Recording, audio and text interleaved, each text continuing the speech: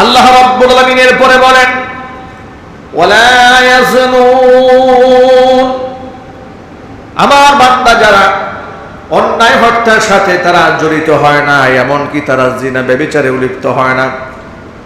وَمَن يَفْعَلْ ذَلِكَ يَلْقَى أَثَامًا,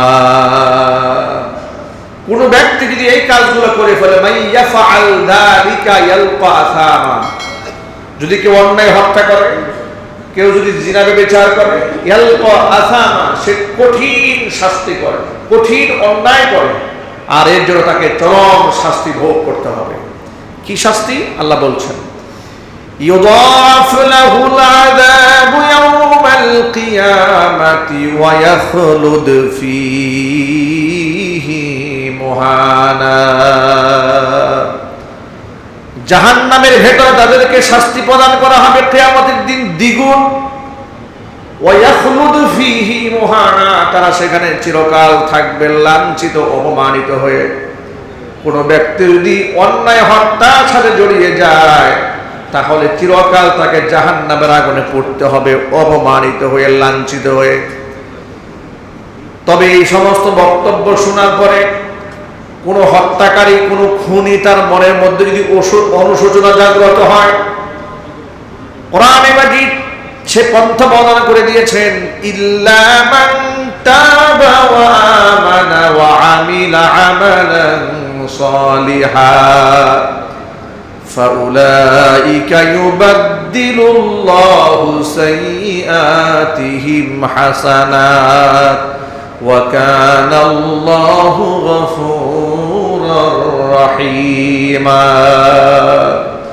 বান্দা যত বড় অন্যায় এবং অপরাধী হোক না কেন, বান্দা যদি গুনাহ করার পরে অনুশোচনায় ভোগে, তওবা করে, আমি আল্লাহর দিকে ফিরে আসে, নতুন করে ঈমান আনয়ন করে, এরপর আল্লাহ পাক বলছেন ওয়া কানাল্লাহু গফুরুর রহিমা, নিশ্চয় আমি আল্লাহ ক্ষমাশীল, অতীব দয়ালু। হত্যা করার মতো জঘন্য গুনাহ করলে আল্লাহ যে বান্দাকে তওবা করলে মাফ করে, এমন একটা বিখ্যাত হাদিস তো বুখারী শরীফে আছে, আপনারা শুনেছেন। নবী করিম সাল্লাল্লাহু আলাইহি ওয়াসাল্লাম একটি হাদিস বলেছেন, বনু ইসরাইল সম্প্রদায়ের কোন এক ব্যক্তি, জনৈক ব্যক্তি 99টা মানুষ হত্যা করার পরে, এর মানে সে ছিল সিরিয়াল কিলার, একবার ধারাবাহিক সে মানুষ খুন করত। 99 জন মানুষ হত্যা করার পরে তার মধ্যে অনুশোচনা এসেছে যে আমি যে এত অন্যায় করলাম, পাপাচার করলাম, আল্লাহ কি আমাকে মাফ করবে? মনের মধ্যে একটা অনুশোচনা এসেছে। অনেক সময় হয় না এরকম, হাজারো অন্যায় করার পরেও তো যেহেতু জন্মগত ঈমান নিয়ে দুনিয়াতে এসছে, তার একটা ঈমান ভিতরে বাঁচতে থাকে, অনুশোচনায় সে ভুগতে থাকে, তার মধ্যে অনুশোচনা এসেছে আমি যদি তওবা করি আল্লাহ কি আমাকে মাফ করবেন। এই চিন্তা চেতনা নিয়ে ঘর থেকে বান্দা বের হয়েছি, রাস্তার মধ্যে পথিমধ্যে এক আবেদের সাথে তার দেখা। আবেদকে জিজ্ঞেস করেছে, ও আল্লাহর বান্দা, তুমি তো আল্লাহর ইবাদত করে? বলে হ্যাঁ, আমি আমার জীবনে 99টা মানুষ হত্যা করেছি, আল্লাহ পাক কি আমার জন্য তওবার দরজা খোলা রেখেছেন নাকি? আবেদ বলে, বান্দা, আল্লাহ যদি তোমার মতো বান্দাকে ক্ষমা করে তাহলে আল্লাহ জাহান্নামে দিবে কাকে? তোমার মতো ব্যক্তির ক্ষমা নাই, এত বড় অন্যায় করার পরে কেমনে আল্লাহ এমন অন্যায়কারীকে ক্ষমা করে দেবেন? এ কথা শোনা মাত্র তার মনের মধ্যে আরো আঘাত লেগেছে।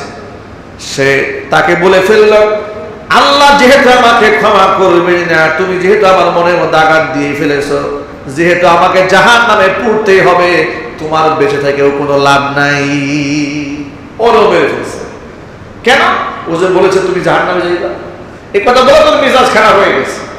জাহান্নামে তো আমি এমনিও যাবো, এমনিও যাবো, তো জাহান্নামে যেহেতু যাবো তো তোরে বেরিয়ে যাবো। ওরেও মেরে ফেলছে। এখন 100টা পূর্ণ করেছে। কয়টা হয়ে গেল? 100টা হত্যা করার পরে কিন্তু বিছানায় শুয়ে তো ঘুম নাই, অনুশোচনায় তাকে পুড়ে পুড়ে খাচ্ছে, তাকে ভেতর থেকে তাকে শেষ করে ফেলছে।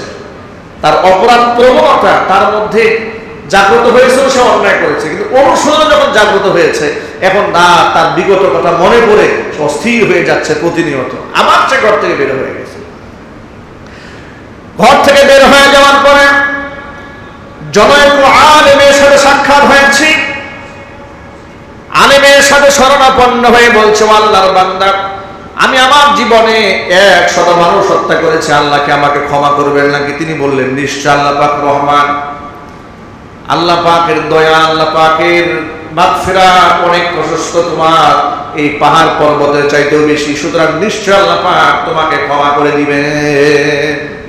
তুমি যদি খাস দিলে তওবা করো, আল্লাহ তোমাকে মাফ করবেন। তো তোমাকে আমি একটা পরামর্শ দিই। পরামর্শ হচ্ছে, অমুক এলাকায়, নির্ধারিত একটা এলাকার কথা বলেছেন, ওখানে একজন ভালো দিনদার আল্লাহর ওলি আছে, তুমি তার কাছে গিয়ে ওখানে গিয়ে তওবা করো এবং তার কাছে গিয়ে ওখানে গিয়ে নতুন করে জীবনযাপন শুরু করো, তাহলে দেখবা তোমাকে আল্লাহ মাফ করে দেবেন, তুমি একটা নতুন জীবন পাবে।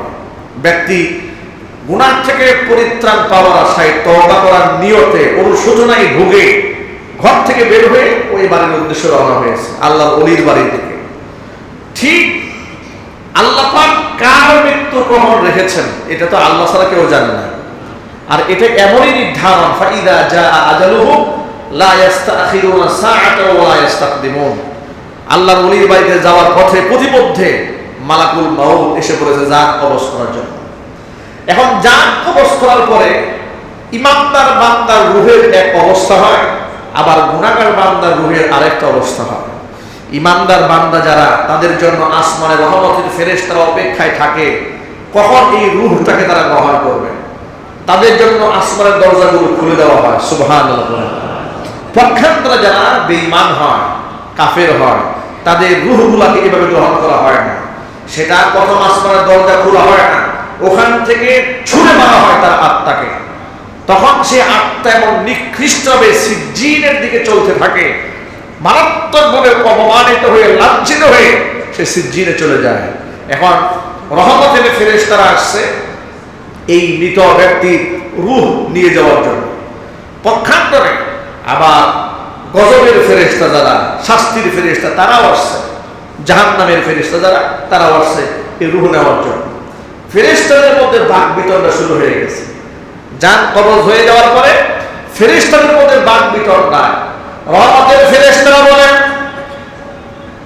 ব্যক্তি ক্ষমা প্রার্থনা করার নিয়তে ঘর থেকে বের হয়ে গেছে, মানে তার তওবা সে করে ফেলেছে।